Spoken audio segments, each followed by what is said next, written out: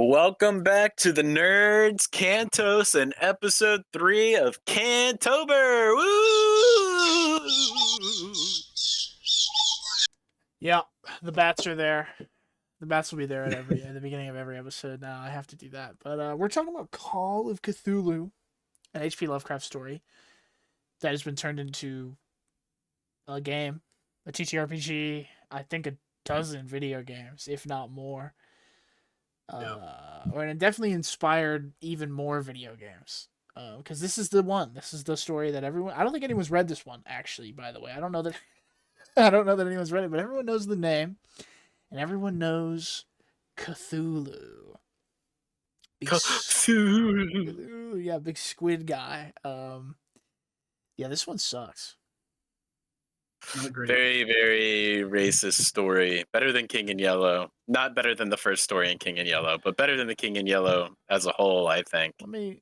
I disagree. That's true. Yeah. You disagree? Okay. Let me read my first note. I wrote this within reading the first page of, I think, 25. Wow. Racist immediately. That's all I wrote. All right. That's all that needed to be wrote. It's just racist. And, people can say, oh, well, it was a different time. I don't really give a fuck. This shit sucks. It's racist. It's not written that well. It's not scary at any point. At no point was I like, oh no, Cthulhu's gonna get me.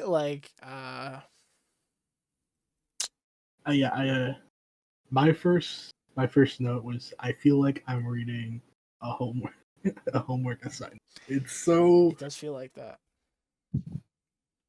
People, you will hear this term a lot when talking about anything art-wise, that less is more. Less is more here, okay?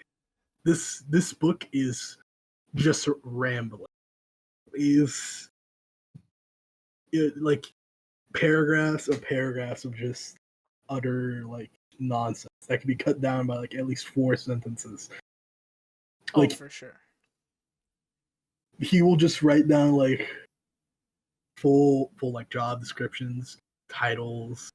He'll write down specific dates and locations, just as descriptors. You don't need that much for description. You could just give us a name and a brief job. We don't need their entire title. He does it numerous times throughout the entire. It's how he introduces characters. He's just by the way, this was written, of course, in the style of journal entries about this one guy discovering. He gets his is it his uncle? I think his uncle, or maybe his grandfather. It's some family member, but he gets a family member's journal, which talks about the Call of Cthulhu, and then our character kind of goes down a rabbit hole where he has to investigate all of this shit. So there's other characters' journal entries, and there's information about Cthulhu, and there's other people's stories about Cthulhu. Nolan goes, so I don't read a lot. It's just but I listen to lots of audiobooks, and I listen to an audio play with 20 different actors in it, and I think it did it a lot of justice in not being absolute dog shit and this guy fucking cheated. A slog. Dude, you hear this shit? He fucking cheated. He got to listen to a production. I did a whole production. Dude, I'm gonna send this to you, Xander. You can click on this link. You can see how I read. All right. This is how I read that at 10 p.m. Oh, I will show this on screen, but if Booker's about how you listen to a production play of this book. You should send this to Nolan. But if read this in 12-point font. I was gonna say, if you're treating us as an audio background, you're treating us as an audio podcast. Just imagine what Steve said. It's just the smallest font on pure white. Yeah, I mean, I read this. I had bro read a Google Doc. Oh my god. I had a physical copy. Jesus. obviously, as mentioned in one of the other episodes. No, I don't know. My main note that I wrote for this, well, outside of the fact that it was unsurprisingly racist immediately, is I really like the idea going on here about Cthulhu as this almost siren-esque creature where when you hear his name you can't help but need to know more about him, and you hear the call of Cthulhu, and then you eventually somehow find your way to see into the unsleeping city.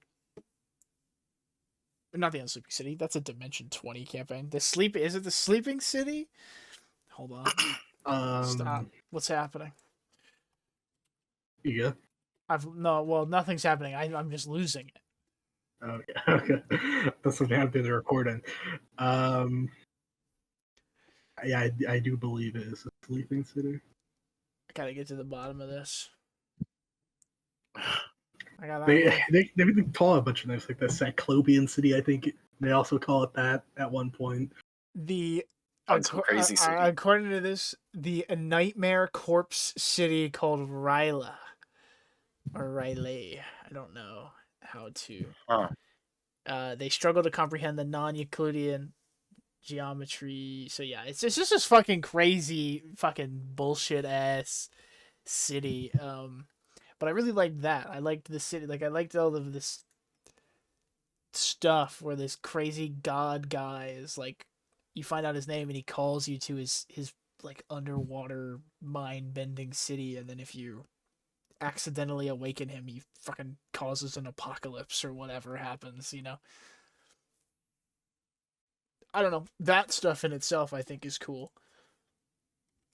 But the story itself I thought was not very well written. It's much like every Lovecraft thing. I like Cthulhu. You know what I'm saying, boys? Cthulhu's cool. He is an interesting concept. Lovecraft does describe him because that's all he can do, basically, when writing. He describes him in a very interesting manner. But he paints a clear picture about him. Cuttlefish face. He's like a hunched over bipedal being with wings. Yeah, I mean, basically what all of the. Yeah. I mean, I guess most things make him a little more squiddy than Lovecraft had in mind, maybe, but wait, if you've seen a photo of Cthulhu or a piece of a photo, like he's fucking real, if you've seen an art piece of Cthulhu, I think you've seen Cthulhu, you know. Squidman. Yeah, crazy Big fish Squidman.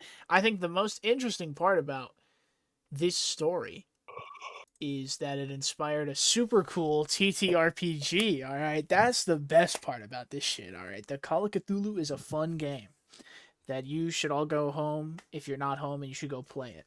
That's my review of Call of Cthulhu. Bad story, cool game. I don't know. You guys got anything else? You guys help me out, man. Help do it. I liked when they were all dying. I like that part. They do all die. I don't have much to say about this this rambly racist piece of work. No, it's pretty bad. I mean, at the very least, this one forever changed horror fiction, I guess, which is cool. I think everything that has come from Lovecraftian or Lovecraft books is awesome. All right, because next week we're gonna talk about something that is directly influenced by Lovecraft, and God, is it so much better? Way better. Oh, it's so much better. But yeah, Lovecraft himself, bad guy, kind of a mid writer as far as I'm concerned. I fear if people find these videos, the comments will be alight with people aren't gonna like us, gentlemen. I think we're gonna piss a lot of people off. Listen, if you can pull something out of this book, that's fine. All right. I agree. We could. I'm not saying whoever reads this book is a bad person. I'm just saying Sure. reading this was like melting my eyes for like half an Yeah, hour. it was like seeing Cthulhu. That's what happened to us when we It read these was. books. Maybe, Yeah, it's, dude, maybe that was the point, dude, maybe Lovecraft is secretly a fucking genius. If you read it, I don't, I mean, it's not like he's making any money off of it. Right. Screw Well, me. yeah, if it's online, they're old enough. Shit, I bet you could find some fan fiction, and by that I mean probably an actual published novel. Because anything, I mean, it's all fan fiction if you think about it. Anything doing with. Dante wrote fan fiction. Yeah, right. It's all fan fiction, and so I bet you can find fan fiction, aka a published novel about Cthulhu, that's actually sick as hell. Thanks for coming to the third week of Cantober. I do believe our madness is ending. All right, I think we've gained enough insight, gentlemen, and in the next two the final two episodes, we will no longer be insane because we talk about good things.